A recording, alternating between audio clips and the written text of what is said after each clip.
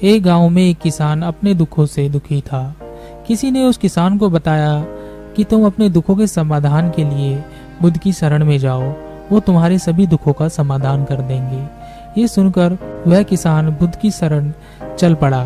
जैसा कि हम सभी के जीवन में होता है, वह किसान भी अनेक कठिनाइयों का सामना कर रहा था। उसे लगा कि बुद्ध उसे कठिनाइयों से निकालने का कोई उपाय बता देंगे। वह बुद्ध के पास पहुंचा और उसने बुद्ध से कहा कि हे बुद्ध, मैं किसान हूँ, मुझे खेती करना अच्छा लगता है, लेकिन कभी भी वर्षा पर्याप्त नहीं होती और मेरी फसल बर्बाद हो जाती है। पिछले साल भी मेरे पास खाने को कुछ नहीं था और इस साल जब मैंने फसल बोई तो इस बार बहुत अधिक वर्षा हुई, जिसके कारण मेरी फसल को नुकसान पहुंचा। अभी भी मेरे पास खाने को पर्याप्त नहीं है। बुद्ध उसकी बात शांतिपूर्वक सुनते रहे। किसान ने कहा, मैं विवाहित हूँ, मेरी पत्नी मेरा ध्यान रखती है, मैं उससे प्रेम करता हूँ, लेकिन कभी कभी वह मुझे परेशान भी कर देती है। कभी मुझे लगता है कि मैं उससे उकता गया हूँ और कभी मुझे लगता है कि वह मेरे जीवन में ना होती तो अच्छा होता। मेरे बच्चे भी हैं, वे भले हैं, पर कभी कभी वो मेरी अवज्ञा कर देते हैं और कभी तो वो मेरी बात नहीं मानते, तो मुझे ऐसा लगता है कि मानो वो मेरे बच्चे ही ना हो। किसान ऐसी ही बातें बुद्ध से करता गया और अपने एक एक करके सभी कठिनाइयों को उसने बुद्ध को बताया। उसके जीवन में बहुत सारी समस्याएं थी। बुद्ध ध्यानपूर्वक उसकी समस्याओं को सुनते गए। बुद्ध ने एक शब्द ना कहा और वह बताता चला गया। आखिरकार बताते बताते उसके पास बताने के लिए कोई और अधिक समस्या ना बची। अपना मन हल्का कर लेने के बाद वह चुप हो गया और प्रतीक्षा करने लगा कि बुद्ध उसे कुछ उपाय बताएंगे, लेकिन बुद्ध कुछ भी ना बोले। उसने बुद्ध से कहा कि मैं आपके पास आया हूँ, क्या आप मेरी समस्या का समाधान नहीं करेंगे? बुद्ध ने कहा, मैं तुम्हारी कोई सहायता नहीं कर सकता। किसान ने अचंभित होकर कहा, ये क्या कह रहे हैं आप? सभी कहते हैं कि आप सभी के दुखों का निवारण कर देते हैं, तो क्या आप मेरे दुखों का निवारण नहीं करेंगे इसलिए कि मैं एक गरीब किसान हूँ? बुद्ध ने कहा, सभी के जीवन में कठिनाइयाँ हैं, तुम्हारे जीवन में कोई नई कठिनाई नहीं है। ये कठिनाइयाँ तो सभी के जीवन में आती हैं और जाती हैं। कभी मनुष्य सुखी होता है, कभी दुखी होता है, कभी उसे पराये अपने लगते हैं और कभी कभी उसे अपने भी पराये लगते हैं। ये जीवन चक्र है, इनसे कोई नहीं निकल सकता। वास्तविकता यह है कि हम सबके जीवन में 83 कठिनाइयाँ हैं। मेरा, तुम्हारा और यहाँ उपस्थित हर व्यक्ति का जीवन समस्याओं से ग्रसित है। तुम इन 83 समस्याओं का समाधान नहीं कर सकते, कोई नहीं कर सकता। मैं भी तुम्हारी इन समस्याओं का समाधान नहीं कर सकता। यदि तुम कठोर कर्म करो और उनमें से किसी एक का उपाय भी कर लो, तो उसके स्थान पर एक नई समस्या खड़ी हो जाएगी। जीवन का कोई भरोसा नहीं है। एक दिन जिन्हें तुम चाहते हो वो तुम्हें छोड़ देंगे और चले जाएंगे, और एक दिन ये जीवन भी तुम्हें छोड़ देगा और तुम भी यहाँ से चले जाओगे। जीवन का कोई भरोसा नहीं है। एक दिन तुम्हारे प्रियजन चल बसेंगे और एक दिन तुम खुद भी चल बसोगे। समस्याएं सदैव वैसे ही बनी रहेंगी। आज भी वैसे ही समस्याएं हैं जैसे कि 100 साल पहले थी या 1000 साल पहले थी। समस्याएं जस की तस ही रहेंगी और इन समस्याओं का कोई कुछ उपाय नहीं कर सकता है। किसान क्रोधित हो गया। वह बोला, सब कहते हैं कि आप महात्मा हो। मैं यहाँ इस आस में आया था कि आप मेरी कुछ सहायता करोगे।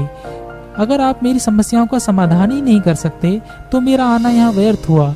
सभी लोग झूठ बोलते हैं कि आप सभी की समस्याओं का समाधान करते हैं। आपने तो मेरी एक भी समस्या का समाधान ना किया। आपसे भले तो वो महात्मा हैं जो मेरे घर 2 वर्ष पहले आए थे।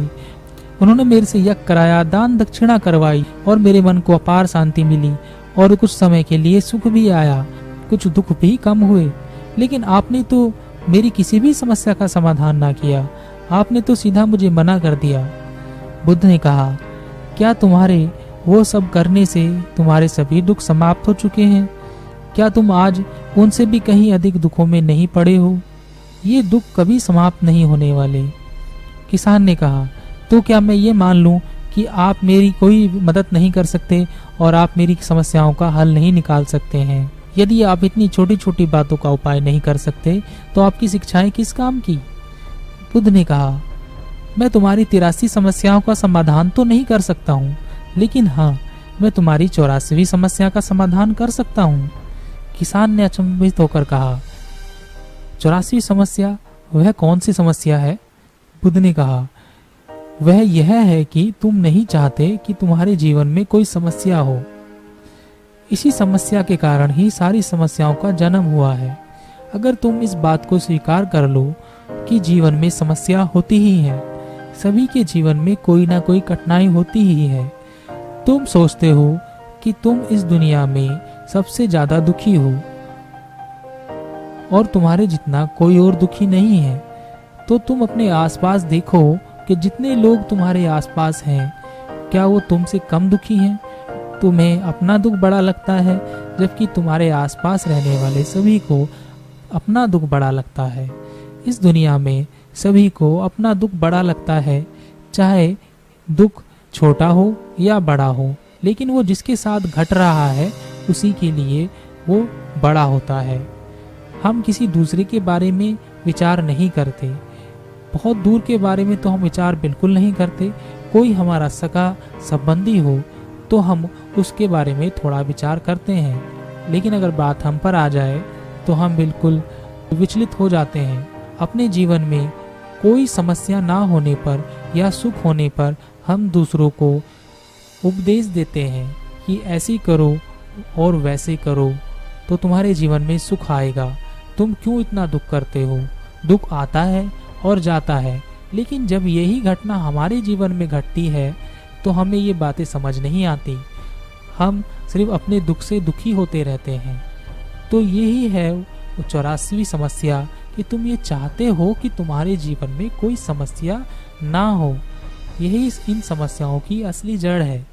अगर तुम ध्यानपूर्वक देखोगे और समझोगे कि जीवन दुखों से और सुखों से हर प्रकार से भरा हुआ है, इसको तुम कभी नहीं बदल सकते। अगर तुम ये चाहते हो कि तुम्हारा जीवन हमेशा सुखी हो और सुख से रहो तो ये भी संभव नहीं, और अगर तुम चाहते हो कि तुम्हारा जीवन हमेशा दुख से भरा हो तो ये भी संभव नहीं है। अगर तुम ये चाहते हो कि तुम सुख और दुख से ऊपर उठ सको तो ये संभव है। सुख और दुख को आने से हम रोक नहीं सकते, लेकिन सुख और दुख का हम पे कोई प्रभाव ना हो ऐसी व्यवस्था हम कर सकते हैं। तो मैं तुम्हारी 84वीं समस्या का समाधान कर सकता हूँ, बाकी 83 समस्याओं का समाधान मेरे हाथ में नहीं है। अगर तुम चाहते हो कि तुम्हारी जीवन में कोई समस्या ना हो तो तुम्हें इस बात को समझना होगा कि जीवन में समस्याएं आती ही हैं, हमें उनसे विचलित नहीं होना चाहिए। वह किसान बुद्ध के चरणों में गिर पड़ा और बोला, हे बुद्ध, इतनी छोटी सी बात मैं आज तक समझ ना पाया। आपने इतनी छोटी सी बात ने सरल शब्दों में मुझे समझा दी। इसके लिए मैं आपका बहुत बहुत आभारी हूँ। अब मैं जीवन को पूर्ण रूप से जीऊँगा और कभी सुख और दुख के फेरे में पड़कर अपना जीवन बर्बाद नहीं करूँगा।